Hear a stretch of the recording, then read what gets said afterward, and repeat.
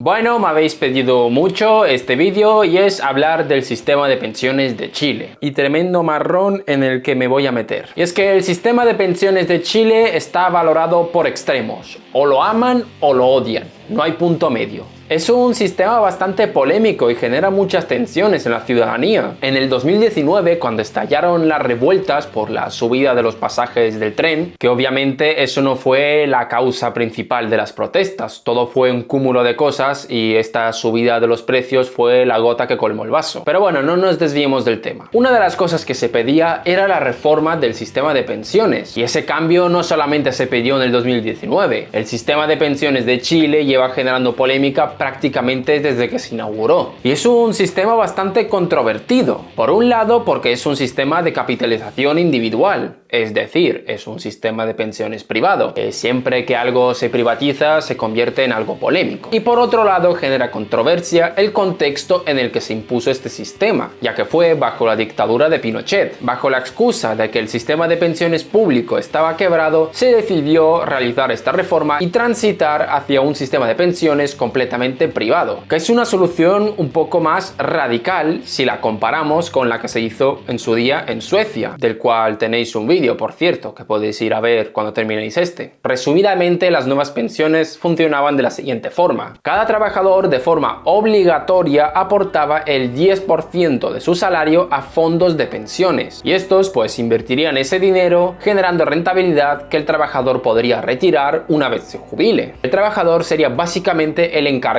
de buscar el fondo de pensiones que mejores condiciones le ofrezca. Y de esta forma querían conseguir que todos tuvieran una pensión digna en el futuro. ¿Y lo consiguieron? Bueno, analicemos un poco la calidad de las pensiones. La calidad de las pensiones se suele medir mediante la tasa de reemplazo, que se define básicamente como la pensión que recibo en proporción al salario que recibía, que en Chile ronda alrededor del 40%. Hago un pequeño paréntesis para aburriros un poco, y es que vais a ver que en ocasiones la tasa va variando, ya que depende de cómo la midáis.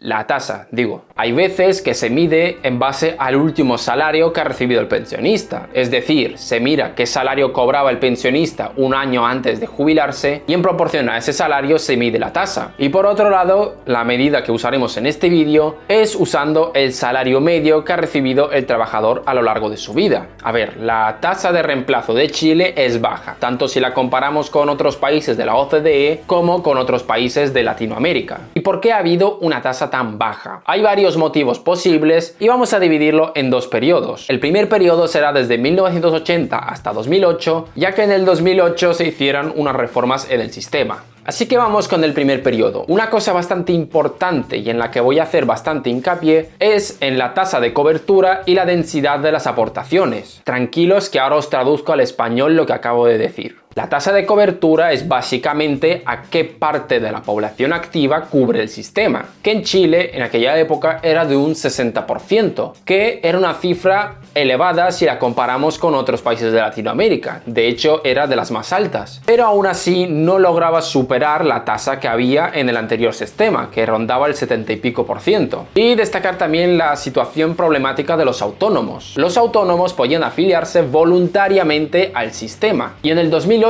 representando el 17% de la población activa, solamente representaban el 3,5% de los cotizantes. Pero aún así, mirando la tasa de cobertura, el sistema tampoco iba tan mal. Donde nos vamos a topar con un problema real es cuando veamos la densidad de las aportaciones, o densidad de cotización también se le llama. Significa básicamente, de todos los años que he estado de alta como trabajador, ¿cuántos he cotizado? Por ejemplo, imagínate que has estado 50 años dado de alta como trabajador, pero solo has cotizado 40 años de esos 50. Por tanto, tu densidad de aportaciones es de un 80%. Dicho de otra forma, de esos 50 años que has estado trabajando, realmente has trabajado 40. Bien, ¿y cuál era la densidad de contribuciones en Chile? Pues en aquella época rondaba el 50%. Es decir, el trabajador medio cotizaba solamente la mitad de los años en los que estaba dado de alta como trabajador. Y que luego, si nos ponemos a desgranar un poco los datos, podemos encontrarnos con cosas como que un cuarto de la población solamente tiene una densidad de un 24%. y solamente el 30% de la población llegaba al 80%, que era un poco el objetivo inicial del sistema. Eso es un problema gordo de cara a las pensiones que vayas a recibir, que el sistema se basa en las aportaciones que tú vayas haciendo a la AFP, y si estás la mitad de los años sin hacer contribuciones, pues tu pensión va a ser bastante menor, y las causas de estar tantos años sin cotizar pueden ser muchas, ya sea por no encontrar trabajo o haber estado trabajando en negro. Da para un análisis aparte. Así que tú puedes haber diseñado un sistema de pensiones muy bueno, pero como tu mercado laboral no sea eficiente, el sistema de pensiones tampoco va a funcionar de la forma que deseas. También quizás una aportación de solamente un 10% no sea una aportación demasiado grande.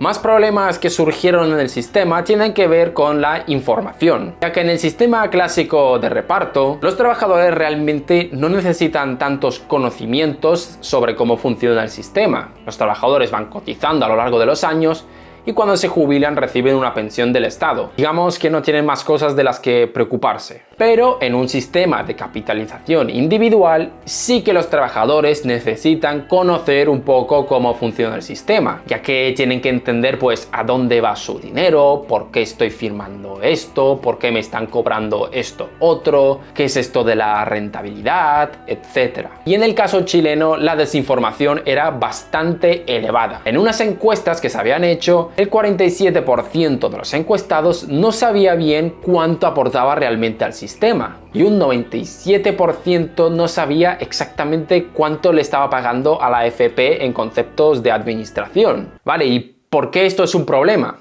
Pues porque sobre el papel la idea que había con este sistema de pensiones es que los trabajadores vayan eligiendo la mejor AFP que haya en el mercado. Básicamente mirar aquella que le ofrezca las mejores condiciones. Comisiones bajas, rentabilidades altas, etc. De esta forma, según la teoría más clásica, se llegaría a un óptimo donde los trabajadores encontrarían aquel fondo que mayor rentabilidad le ofrezca y los distintos fondos estarían peleándose para ofrecer los mejores servicios. Y como seguramente hayáis adivinado, eso no fue lo que pasó, ya que en un mercado donde hay información asimétrica, en este caso pues los trabajadores desconocen el funcionamiento del sistema, pues ese plano teórico no se cumple. Los trabajadores, al desconocer cómo funciona el sistema, pierden ese poder negociador frente a los fondos. Se llegó a estudiar la sensibilidad de la demanda frente a los cambios en los precios de las comisiones y se encontró que realmente los trabajadores no cambiaban de AFP frente a subidas de comisiones o bajadas de rentabilidad. Pero no se requiere únicamente esto para asegurar que el sistema funcione bien. También se necesita que dentro del sector haya muchas empresas que se estén peleando para ofrecer el mejor servicio. Bien, pues la cosa es que el sector se estaba oligopolizando. Cada vez había menos empresas que ofrecían esos servicios. El número de AFP cayó de 21 a 5 entre 1994 y 2008. Y además, el 86% de las cotizaciones se concentraban solamente en 3 AFPs. Que bueno, hay que decir que todo apunta a que esta gran concentración de empresas se debió principalmente a las regulaciones que había en el sector.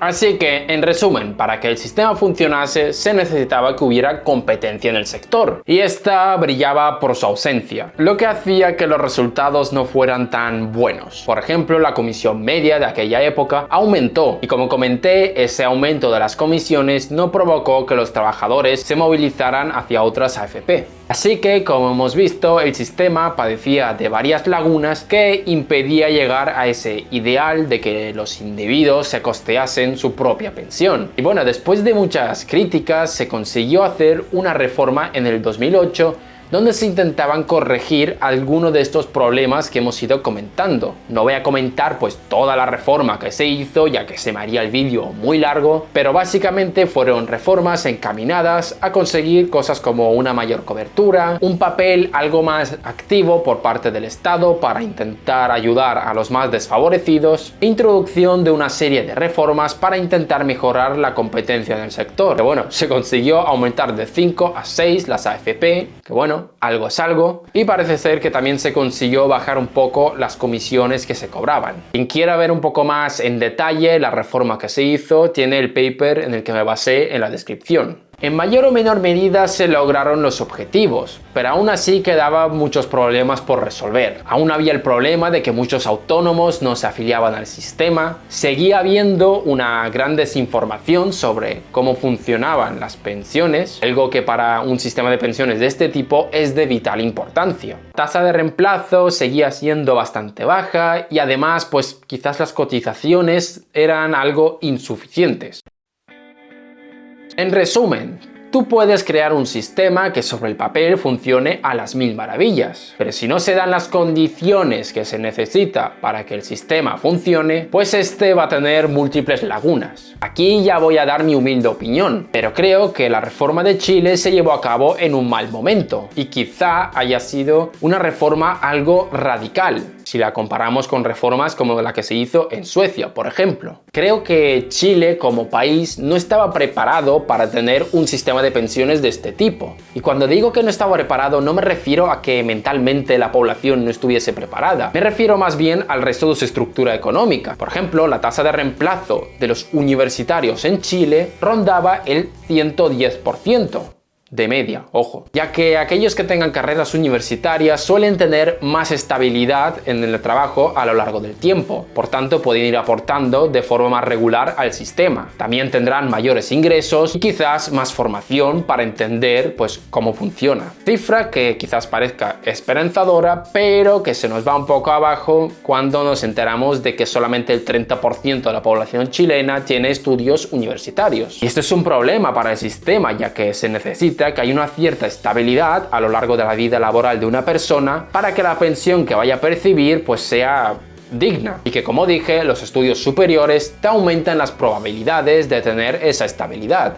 Ya hablaremos en otra ocasión sobre esto. Y en el contexto que estamos de globalización y cambio tecnológico, la inestabilidad laboral va a ir en aumento y sobre todo para aquellos trabajos donde no se requieran estudios. Así que o se hace una reforma en el sistema tapando los agujeros que hay, o este seguirá generando conflictos en la sociedad chilena. Y no solo basta con hacer una reforma en el sistema de pensiones. El sistema de pensiones es solo una parte del engranaje. Por muy bien que esté diseñado, si el resto de piezas no funciona, pues este tampoco lo hará. Y para ir acabando, pues respecto al estallido social que hubo en Chile en el 2019, es normal que pase eso, ya que muchos años arrastrando malestar entre la población provoca que haya este tipo de tensiones. Empiezan a moverse historias, se genera malestar y basta un pequeño empujón como lo que pasó en aquel año, subieron las tarifas del tren para que la sociedad entera estalle. Y que ojo, ese estallido no se produjo solamente por las pensiones, hubo muchas más cosas que se iban arrastrando, pero bueno, no me voy a meter ahí. Y bueno, hasta aquí el vídeo de hoy. He tocado un tema bastante polémico, ya que